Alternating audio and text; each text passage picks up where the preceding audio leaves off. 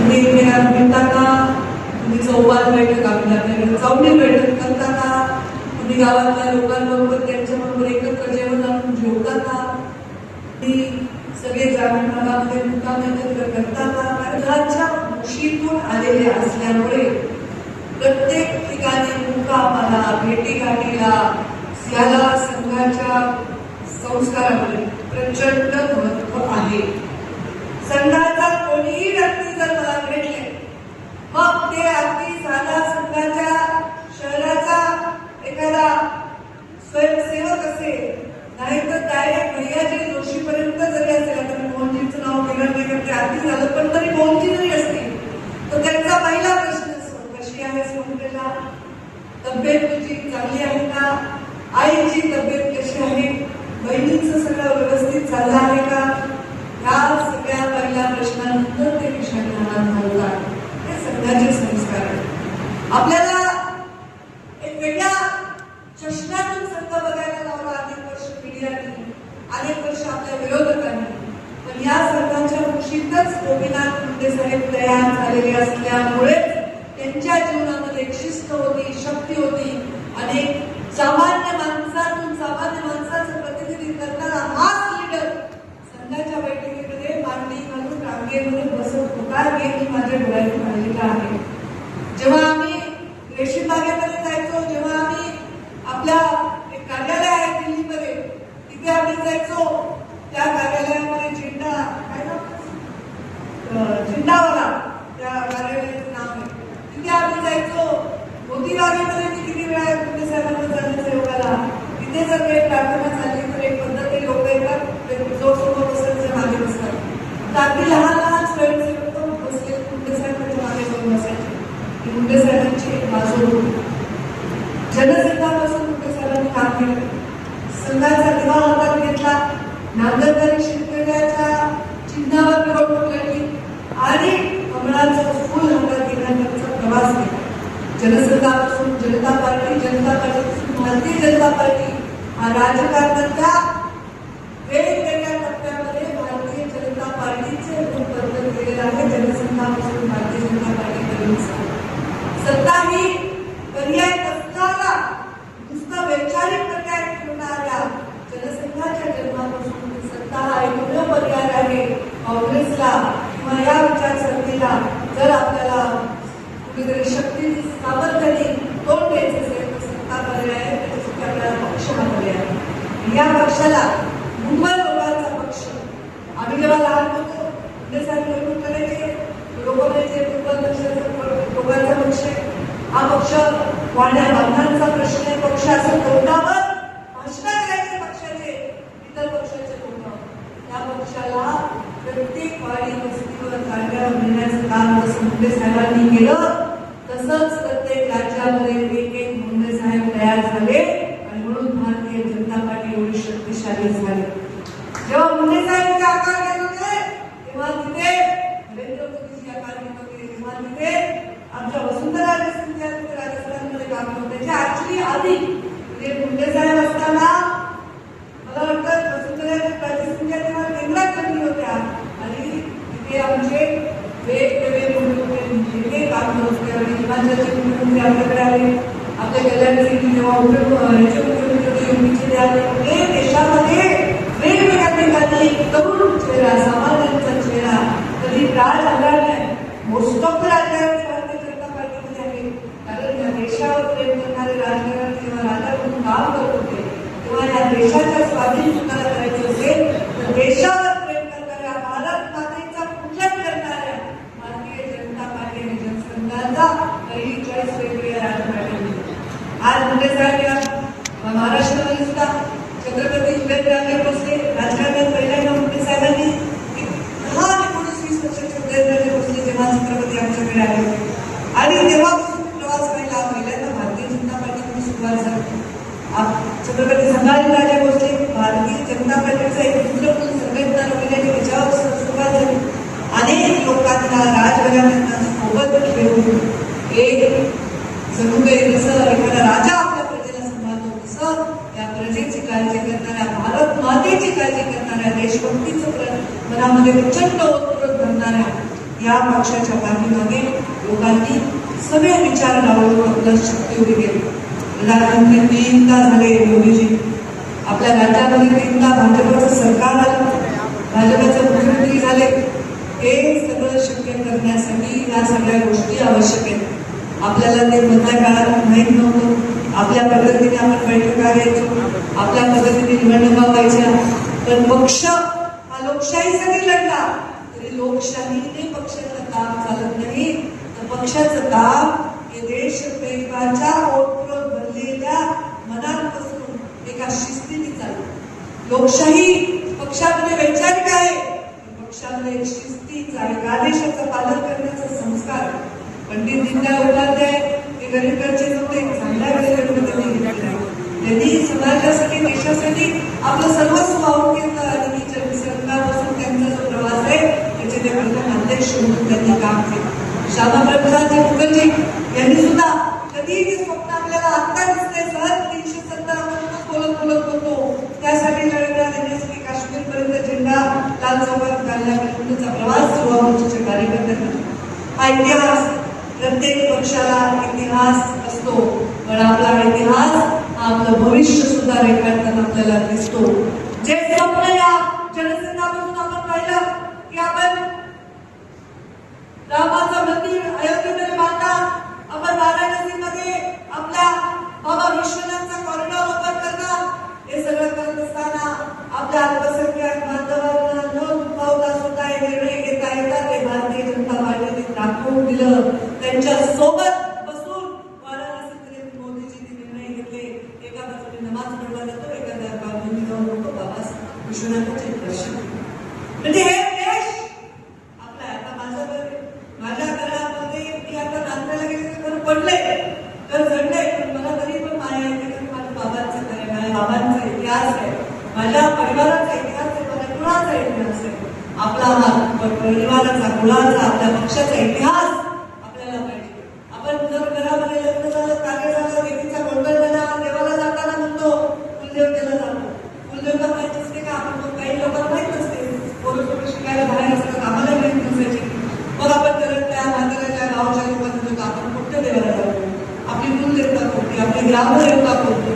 तसंच पक्षाचं सुद्धा आपण विचारलं पाहिजे या पक्षाचे विचार काय, या पक्षाचं दैवत काय, या पक्षाचा संस्कार काय, या पक्षाचा संकल्प काय, हे फार महत्वाचं. कधी कधी बूथवरच्या लढायांमध्ये आपण पक्षाचा मुख्य ध्येय विसरून जातो. पंचायत समिती लढायची, नगरपालिका लढायची, आपल्या जिल्हा परिषद लढायचे, आमदार व्हायचे, खासदार व्हायचे, याच्यामध्ये थोडीशी आपलं सत्ता हमारा देणे संघर्ष हमारा नारा आहे. मुंडे साहेब म्हणायचे सत्तेशिवाय कार्यकर्त्यांचा संघर्ष संपणार नाही. सत्याचा नारा देण्याचं काम त्यांनी केलं आणि मोदीजींनी तो नारा 3 वेळा सत्यात उतरवला. सत्तेचा नारा सत्यात उतरवला, सत्तेचा नारा सत्यात उतरवताना संस्कारांची त्यांनी कास सोडलेली नाही. आजही आज देशामध्ये किती दुःख धार्मिकता वाढली आहे. अंधश्रद्धावर माझा विश्वास नाही, पण जेव्हा मी कुठेही जाते एखाद्या धार्मिक स्थळी एवढे तरुण लोक असतात, त्याला म्हणतात म्हणजे रिजनल पिलग्रिमेज, म्हणजे रिलिजियस पिलग्रिमेज, म्हणजे धार्मिक पर्यटन. त्यांनी आर्थिक शक्ती आपल्या देशाची वाढते. कोविडमध्ये याला फार मोठी चालना नाही. त्या देशामध्ये लोकांचं देशाकडे बघण्याचं लोकांचं दृष्टी बदलली. भारताला कुठेतरी 5-6 राज्यामध्ये स्थान असायचं. भारताच्या देशाच्या प्रमुख माणसाला प्रधानमंत्र्याला घ्यायला कोणते राष्ट्रपती घेत नव्हते. मोदीजींना ज्या ठिकाणी विजा मिळत नव्हता त्या ठिकाणी लाल कार्पेट घेऊन लोक त्यांना सत्कार करायला, त्यांचं स्वागत करायला. आज महाराष्ट्राची परिस्थिती आहे आणि या महाराष्ट्राच्या परिस्थितीमध्ये त्या देशाविषयी विचार करायचा सोडून आपल्या विरोधात ते पक्ष कार्याविषयी करायचा याचा विचार करताय. त्या देशामध्ये इथे बसलेला माझा नागरिक, तो हिंदू असेल, मुसलमान असेल, बौद्ध असेल, तो स्त्री असेल, पुरुष असेल, तो वृद्ध असेल, तो तरुण असेल, त्याचं सुरक्षा करण्याचं काम प्रधानमंत्री म्हणून त्यांचं असताना आपल्या देशाच्या सगळ्या पक्षाने मिळून देशाच्या सुरक्षेचा विचार केला पाहिजे. यासाठी लागतात संस्कार, जे भारतीय जनता पार्टीने जेव्हा अटल बिहारी वाजपेयी प्रमुख नेता होते विरोधी पक्षाचे, तेव्हा आपलं युद्ध झालं होतं पाकिस्तानवर, युद्ध झालं होतं बांगलादेशवर. त्यांनी प्रधानमंत्र्यांच्या मागे शक्ती उभी केली, त्यांना दुर्गाचं स्वरूप म्हणलं आणि त्यांच्या मनाचा मोठेपणा होते, त्यांचे संस्कार होते. पण आज जेव्हा जगामध्ये महायुद्धाची परिस्थिती असताना भारत एक स्ट्रॉंग भूमिका घेऊन उभा आहे. भारताला आताच बातम्या इंग्लंडने काही 5 देशांना त्यांचं इथून फ्युएल घेण्यासाठी परवानगी दिली. भारताला सुद्धा त्यांनी त्याच्यामध्ये परवानगी नाकारलेली नाहीये. रिलेशन डिप्लोमॅटिक भारत देश डेव्हलप करत असताना या देशाला वाटलं पाहिजे पक्षाच्या तिरस्कारापोटी, मोदीजींच्या तिरस्कारापोटी या देशाच्या चांगल्या विषयाकडे लोकांचं लक्ष देण्यापेक्षा काही दुर्गोळ्या करण्याचं काम पक्ष करतो. आणि अशा वेळी हे कार्यक्रम आपल्याला कामाला येतो. आपली पण सवय असते चौकात जाऊन आपल्याच माणसाने काम करायची. आपली पण सवय असते चौकात जाऊन बोलायचं, आम्हालाही कंटाळ येतो. आम्ही पण म्हणतो अरे किती कार्यक्रम कंटाळ येतो.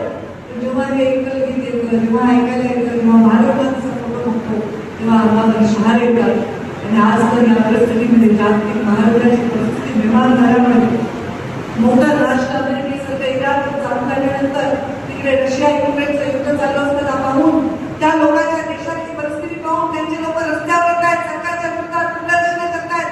हे सगळं करताना कोविडमध्ये सुद्धा लस घेणार नाही म्हणून अख्ख्या युरोप आणि अमेरिकेचे लोक रस्त्यावर मार्च करत होते. पण आपल्या देशामध्ये लोक घरामध्ये शिस्तीचं पालन करत होते. त्याच्यामधलं कारण काय? देशाकडे आपल्या सगळ्यात जास्त पैसा आहे का? देशाकडे सगळ्यात जास्त शक्ती आहे का? या देशामध्ये सगळ्यात जास्त संस्कार आहे, धीर आहे, आपल्या मनामध्ये विश्वास आहे, आपल्या मनातली धार्मिकता. म्हणजे मुस्लिम असेल तो सुद्धा जाऊन आपल्या कोविडमध्ये आपल्या देशातील आपल्या आरोग्याच्या लोकांच्या आपल्या मुस्लिम बांधवांसाठी प्रार्थना करत असेल, आपल्या काय मोहल्ल्यासाठी प्रार्थना करत असेल. एखादा माणूस म्हणजे आव्हानासमोर मारव करून असेल मला हे कोविडचं आमच्या समोरचं संकट जावं. अशा वेळी जेव्हा बाहेरून संकट येतं तेव्हा देश म्हणून विचार करायचा असतो. आपल्याला खूप थंडी वाजली म्हणून आपण आपल्या घराला आलो एक शुद्धी करत नसतो. जेव्हा बाहेर संकट असतं तेव्हा हे देश विचार केला पाहिजे. या देशाने आधार दिला, या देशाने आपल्याला संरक्षण दिले, आपल्या सीमेवरचे लोक लढतायत म्हणून आपण इथे आहोत. या देशाचा सन्मान वाढलाय कारण या देशाने करुणा दाखवली, या देशाने दया दाखवली, प्रेम दाखवलं, सहानुभूती दाखवली. मोदीजींनी दलित महिलांसाठी लाडकी बहीणसारखी योजना या देशामध्ये अनेक राज्यांमध्ये त्यांच्या संकल्पनेवर चालू आहे. बेटी बचाव बेटी पढाव चालू आहे, प्रधानमंत्री आवास योजना चालू आहे. यामध्ये हे सगळे लाभ देताना कोणत्या जाती धर्माचा भेद नाही, प्रत्येक जण हा लाभ देत आहोत काय या देशातला नागरिक. आणि अशाच वेळी जर मागणी नजर कोणी आमच्या देशाकडे पाहिली, आमच्या साध्या पर्यटकांना गोळ्या घातल्या तर त्यांच्या घरात शिरून त्यांना मारण्याची क्षमता सुद्धा या देशामध्ये आहे हे मोदींनी दाखवलं. अशा वेळी सिंहावलोकन करायचे गरज, अशा वेळी मागे वळून व्हायचे गरज. काही लोक करतात, स्टेटमेंट करतात आणि दुरावतात समाजांना, धर्मांना. ते आमचं ध्येय नाही, ते मोदीजींचं ध्येय नाही. फार जवळून 5 वर्ष मोदीजींबरोबर काम केलंय. या देशातल्या प्रत्येक नागरिकाला या देशाविषयी प्रेम असावं ते त्यांचं ध्येय, या देश मोठा व्हावा ते त्यांचं ध्येय. आणि करायचं असेल तर संघटनेविषयी प्रेम असलं पाहिजे. त्यांना आम्ही ते एवढे मोठे प्रधानमंत्री असून 5-5 तास केंद्र आमच्या राष्ट्रीय कार्यकारिणीला बसतात, 2 दिवस पूर्ण उपस्थिती लावतात. प्रधानमंत्री असून तर त्यांना वेळ मिळतो तर आपल्याला एखादं दुकान बंद करून किंवा दुकानावर एखादा कर्मचारी ठेवून वेळ मिळत नाही का? जर त्यांना प्रधानमंत्री असून वेळ मिळतो, मी मंत्रालय समोरून सगळ्या राज्याचा कागा राखून जर या या ठिकाणी भेट देऊ शकते, वेळ देऊ शकते, आपण देऊ शकत नाही का? आता हा महत्वाचा विषय येणाऱ्या काळात आपल्याला हाती घ्यायचा आहे. आपल्याला मतदार नोंदणी करायची. कारण मतदार नोंदणीमध्ये आता अनेक जुनी मतदार नोंदणी म्हणजे परळी हा रेणापूर असतानाची मतदार नोंदणी. आपलं नाव रेणापूरमध्ये दिसतंय पण ती परळीमध्ये दिसत नाही. या सगळ्या गोष्टीची तांत्रिकता समजून घेऊन आपल्याला म्हणजे आता समजा आपल्या घरामध्ये आपण म्हणतो आपलं नाव आहे, आपापल्या तुमच्या मतदाराचं नाही असं होणार नाही. हे नोंदवावं लागणार आहे. त्यासाठी बीएलओ आपल्या घरी येतील, एकदा येतील, दोनदा येतील, तीनदा येतील. त्या तिन्ही वेळेमध्ये तुमच्या घरात असणाऱ्या प्रमुख आमचा अशोक आबाव आहे समजा, अशोक आबावचं नाव, अशोक आबावच्या बायकोचं नाव, अशोक आबावच्या मुलाचं नाव, आईचं नाव, वडिलाचं नाव, भावाचं नाव, तुमच्याच नाव आहे. त्यांनी दक्षता घेऊन नोंदवायचे.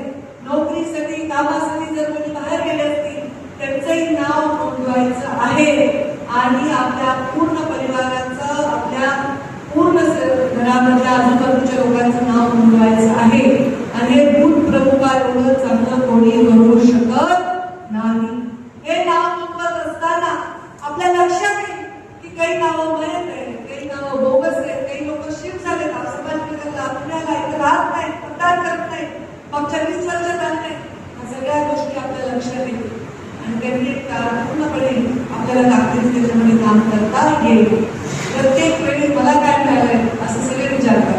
नागपूर संघटनेला काय दिलं हे पण विचारायला एखादं शेत असतं, त्या शेताजवळ आपण उभे राहतो, चला मृग नक्षत्र आलं, पाऊस पडला, हाताची कडी घेऊन त्याच्यासमोर उभं राहिलं म्हणून ते शेत आपल्याला धान्य देणार आहे का? ते पाणी पडायचं आणि ते स्वच्छ करावं लागेल, नांदरावं लागेल, त्याचा कचरा करावा लागेल, वाहतो भाषण नाही का वाटत आपण आंदोलन. आणि शिवाजी इथे दोघं जण केव्हाची मी बघायला बोलायला, माझं भाषण ऐका ना, यांचं केव्हा पुढचं सत्र, यांना एक लेक्चर द्यायला हवं. तर हे आपण नांदरावं लागतं, स्वच्छ करावं लागतं, सगळे तयार करून मग पाऊस पडतो, मग आपण पेरणी करतो, मग आपण त्याची काळजी घेतो, फवारणी करतो, खतं टाकतो, मग सगळ्या गोष्टी काय सगळं करतो. हे सगळं करत असताना आपण हाताची गणित बसून बघत नाही की पीक असेल. तसंच राजकारणामध्ये या संघटनेचे आपल्याला करायची गरज आहे. आपण नुसतं बघत असेल की आता निवडणूक आल्या, आता काय करणार, अरे मला तुमची झालं नाही, मला इकडे झालं नाही, माझी काही व्यवस्था चालली नाही, माझ्या याला म्हणलं तुला त्याला म्हणलं. आता एक प्रमुखांनी 25 पक्षाचं काम वाढवलं ना, आता 25ही लोकांना वाटते की आता काहीतरी मिळेल. आता मुंडे साहेब जेव्हा मंत्री होते किंवा राजकारणात मुख्य होते तेव्हा मग बघत होते की 5-10 लोक काम करत. आता जेव्हा मी झाले मंत्री तर मी बोलून वाटायला सुरुवात केली. पहिल्यांदा लोक नाव फंड मीच सवय होती, माझं चुकलं, मला क्षमा करा की मी प्रत्येकाला या गावात चांगलं नाम हवं इच्छा होती. आता ती तुमची सवय मी बिघडवली. आता आई असते तर तुम्ही मलाही घालते एका दिवशी नाही गेलो पिठात पाणी मिक्स करून तिला पाजवा लागतं देवाला आणि मला गेली त्याला नाही चौपळ की लेकराला आहे ते मलाही नाही नंतर त्याच्यामध्ये ते दूध घट्ट नाही तसं झालंय. पण आता एवढं मोठं कोविडचं संकट आलेलं, एवढं लाडकी बहीणची योजना आलेली आहे, मध्येच आता पूर आलेला आहे, आता मध्ये पुन्हा गारपीट आली, 32,000 कोटी रुपये या पुरामध्ये मराठवाड्याला देण्याचं काम मुख्यमंत्र्यांनी केलं. हे सगळं करत असताना ह्या आतोपच याच्याने करण्याचा निधी वाटण्याची पहिल्यासारखी परिस्थिती राहिलेली नाही. त्यामुळे प्रत्येकाच्या जे इथे बसले असेल प्रत्येकाचं काही ना काही मदत आहे. त्याच्या सोसायटीला मदत दिली, त्याला ग्रामपंचायतने केली, त्याच्या गावाची मदत केली, कुणाच्या घरात नोकरी लावली. आणि माझ्या तेवढे पत्र गेले त्याच्यावर लोकांच्या संस्था उभारलेल्या आहेत. आणि मग मी घरी गेल्यावर करते की याच्याकडे एवढी संस्था आहे, सहज काम होत राहतात. आणि माझ्या लेवलवर काम करणार यांना एवढ्या लोकांमध्ये सहज भेटणे एवढं सोपं नाही. मला गर्मी मुळे रोज मी जनता दरबार घेते, रोज. आणि जर इथं 5 दिवस मला इथे आहे तर ते 5ही दिवस एकच काम सांगते एक माणूस, अरे बाबा फोन केला नाही, अधिकाऱ्याला बोलले नाही. तर या सगळ्या गोष्टी करायची माझी इच्छा असते. तुमचे लाड करावं वाटतं, तुम्हाला हक्काने राबवावं वाटतं, तुमचं काम करावं वाटतं. म्हणून माझा रसा लोकांना दिवसभर दिवसभर एवढं होऊ नये. 25 तारखेला अधिवेशन संपलं की मी पहिले विमानतळावर गेले की इकडे आहे आणि इथेच एक 25 तारखेपासून. पण हे सगळे तुमच्यासाठी मी करते, तुम्हालाही माझ्यासाठी काही करावं लागेल. आपण का पडतोय निवडणुकीमध्ये एवढ्या काही मात्र मात्र सीट लागते, काही बरोबर गेल्या तिकडच्या सीट लागतात, काही बुलढाण्यात गेल्या तिकडच्या सीट लागतात. परळीमध्ये काय प्रॉब्लेम नाही, बीडमध्ये काय प्रॉब्लेम बघा तर म्हणून काय झालंय. आडापर्यंत पोहण्यात येत नाही. आता देवाच्या कृपेने माझ्या माझ्या जीवावर वेगवेगळ्या लोकांनी निवडून दिलं जातात, पक्षाने माझी कदर केली. त्यांच्या 5 वोटांकडेच म्हणाला त्यांनी जीव दिला आणि त्या पक्षाच्या डोळे वगैरे त्यांनी लोकांनी जीव दिला. सगळ्या देशात चर्चा झाली. लोकांनी ज्या मला मतदान केलं 7,75,000 लोकांनी मला 7 लाख मतदान दिली. काँग्रेसात 6,75,000 त्या लोकांसाठी करायचं. हे करत असताना आज जे आपल्याला मिळाले ते कृपा आहे. ते परत काय जर व्यक्त करायचं असेल तरी मला मतदार यादी ही एकमेव संधी आहे. पुन्हा ही संधी येणार नाही. बोगस मत कमी झाले नाही आणि आपले सगळ्यांचे मत परत मोजले गेले नाही तर तुमच्यातला एकही पंचायत समिती जिल्हा परिषद सदस्य होणार नाही. बोगस मतामुळे आपण पडत होतो हे लक्षात घ्या. याच्यामुळे काय व्हायचं, काही खूप नोकरी आहे, काहीचा कार्यकर्ता खूप चांगला आहे, काही पैसे खात नाही, काही घरात आणून फंड देतात, काही विकास करतात, काहीचे कार्यकर्ते सज्जन सगळं चांगलं आहे. दुसरे पक्ष असे कसे रोज लोक मोठं बोलायचे म्हणून कसे विचार करावा लागेल. आणि पूर्ण देशात आपण म्हणून भाजप त्या काही काय प्रॉब्लेम नाही म्हणून विचार करावा लागेल. म्हणजे भारतीय जनता पार्टीचा कार्यकर्ता नेता म्हणून कमी पडलो असतो तर आता कमी पडून त्याला हा त्रास नाही घ्यायचा आहे. कदाचित आपण तुमच्या पालकाच्या मतदाराची कोणती याची जबाबदारी तेवढं पण तुमच्याची कशाला कार्यकर्ते होत आहे तुमच्या गावात घ्या. जर तुमच्याकडे 25 घरांची जबाबदारी जर तुम्हाला होत नाही तर कसली मुले त्याच्यात काय सामर्थ्य आहे तुम्ही विचार करा. काय सामर्थ्य जर आम्ही 25,000 ठिकाणी जाऊ शकतोय, 25,000 लोकांना जबाबदारी करू शकतो, तुम्ही 25 लोकांना करा. जे आता पक्ष काम देईल SIR मध्ये ते करा. त्याच्यावर फक्त आपण मतदार नोंदणी करायची. आपल्याला काही कुणाचे मतं काढायचे नाही, काही याचे काढायचे त्याचे कोणते मतं काढायचे कुणाचे आपले मत आणि खरे मतं नोंदवायचे. कर्नाटक याची ट्रेनिंग होईल तुमची. कर्नाटक का तुम्ही नाही तर मिनिमम मग कशी करू हे जर मला रिपोर्ट चांगला नाही आला तर तुम्ही बरे तुमचं काम करावं काहीतरी तेव्हा उपयोगी सेवा बिनपगारी नंबर तुम्ही करणार का. मला वाटतं पूर्ण बीड जिल्ह्यात परळीने अव्वल काम केलं पाहिजे. तुमची सोय इकडची बिघडलेली, सतत नेता मोठा मिळाला, सतत नेता मोठा मिळाला, काही करतील काही करतील. मी करीन ना ते तुम्हाला पाहिजे तुम्ही करेन पण तुम्हाला जावं तर लागेल 25 मिनिट. अरे हा शिक्षक आहे, त्याच्या हा नोकरीला आहे, याची आई होती, याची वडील होती, त्याचा मुलगा बाहेर नोकरी आहे, त्याचं तो आपलंय ते इथे नोकरी. ही सारी सारी गोष्ट 3-4 दिवसाचे नुसतं संपादनाच्या याच्यावर गर्दी करायची, फोटो काढायचे, दिवसभर जायचे, झोपेपर्यंत करायचे, लाईट बंद परत त्या आपल्यावर काही अपेक्षित नाही. मला इथून पुढे एकाने मला फुले फुल द्यायचं ना, पूर्ण जिल्ह्यातच बुके द्यायचा ना, तुमच्यातल्या कोणीही माझ्यावर फोटो काढायचा ना. कधीपर्यंत करणार आपण पूर्ण मतदार यादी कंप्लीट होईपर्यंत करतो. माझ्यावर फोटो काढायला तुम्हाला काही गुगल डान्स नाही. जमलं तर तुम्ही हे पण बघितलं तुम्ही जे काम नाही केलं तर त्यांना काही मदत द्यायचं नाही. काम शेवटी हे काय मंजूर ऐकू का भूत झालं तुमचा बस. आता याला दुसऱ्या कोणची जबाबदारी नाही. चांगलं काम करण्यासाठी जास्त काम लागतंय. तर तुम्ही सगळे किती काही प्रवेश घेऊन आले, काही बाहेरचे आहेत त्यांचे झोपडे ते सगळं बघायला वेळ लागेल. बसण्याची पद्धत काय बसले चौका छान बसा, मोठ बसा. कोणत्या मीटिंगला एवढं येत नाही बघा. थोडे नवीन लोक त्यांना काय मीटिंगला बोलायचे, थोडे नवीन आले काही ह्याच्यावर आले काही त्याच्यावर आपल्याच लोकांना प्रॅक्टिस करायची. आमच्याकडे लोकांना काही माझ्या परळी आणि बीडचे कार्यकर्ते शिस्तीत कोणी नाहीच आहे. पण आता हे नवीन विसरायचे ते मुलांना ओळख लावायचे. हे सगळं त्याला तसे मी स्त्री असल्यामुळे मला इज्जतच करतात. मला कधीच माझ्यासमोर कोणी आलं नाही असं कोणी जेवण आलंय तोंडात काही तुम्हाला येत नाही. खूप माझा इज्जत करतात. हे मोठे लोकांचे तर मी पाया पडते तुमच्यासमोर. खूप इज्जत केली यांनी मला. मला आवडत